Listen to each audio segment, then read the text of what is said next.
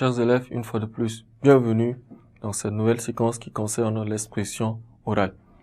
L'expression orale est le titre de notre leçon dans cette séquence avec pour chapitre ou bien titre, si vous le voulez bien, les objets, les lumières et les couleurs. Les objets, les lumières et les couleurs. Qu'est-ce que cela voudrait dire? À la fin de cette séquence, nous serions en mesure de connaître les objets, les lumières et les couleurs. Nous serions en mesure de connaître les objets, les lumières et les couleurs. Eh bien, lorsqu'on parle de connaître les objets, les lumières et les couleurs, c'est pouvoir les identifier et les distinguer. Un objet est un objet. Une couleur, c'est une couleur. Une lumière, c'est une lumière.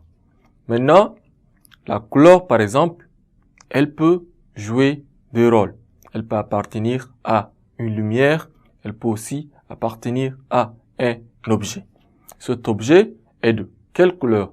Cette lumière est de quelle couleur? Nous pourrions dire que cette lumière est de couleur blanche, cette lumière est de couleur vive.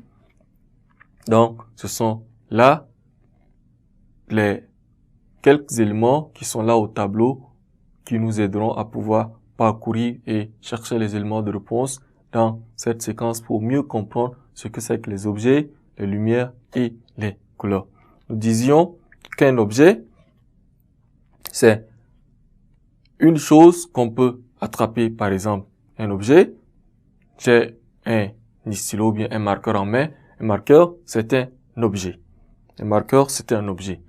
De quelle couleur est ce marqueur? Ce marqueur est de couleur noire.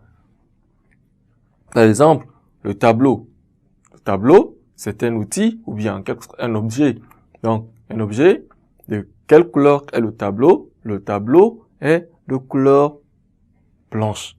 Maintenant, parlons des lumières.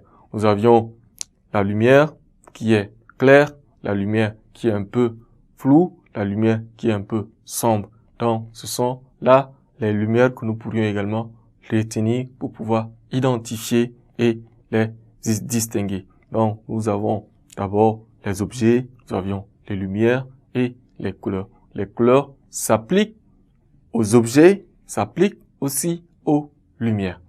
Par exemple, nous avons un texte qui peut nous servir également de support que nous pourrions identifier quelques éléments. Monsieur Séguin amène ses deux enfants au pied de la montagne où sont dévorées ses trois chèvres. La curiosité les a poussés à poser des questions à leur père. Pourquoi fait-il sombre au pied de la montagne? Pourquoi fait-il sombre au pied de la montagne? Cette question a attrait avec la lumière. Ils ont besoin de la lumière. Ils ont constaté qu'il fait sombre et ils se posent la question pourquoi fait-il sombre? Qu'est-ce qui empêche le soleil d'envoyer la lumière au pied de la montagne? Qu'est-ce qui empêche la lumière d'envoyer au pied? Parce que la montagne en tant qu'objet ou bien en tant que chose est plus grande. Les arbres qui poussent au pied de la montagne ont différentes couleurs. Comment expliquer cela? Les arbres de la montagne ont différentes couleurs. Donc, nous avions par exemple les feuilles de l'arbre qui sont de couleur verte. Elles portent une robe rouge. Elles portent une robe bleue. Ils portent une veste de couleur grise. Ainsi de suite. Donc, nous pourrions définir à peu près les couleurs, aussi distinguer les lumières et ensuite parler des objets avec et à l'aide de notre texte que nous avions lu en échange des enfants de Monsieur Séguin avec lui quand ils étaient sortis pour aller au pied de la montagne. Merci, chers élèves, une fois de plus pour votre aimable attention dans cette séquence concernant les objets, les lumières et les couleurs.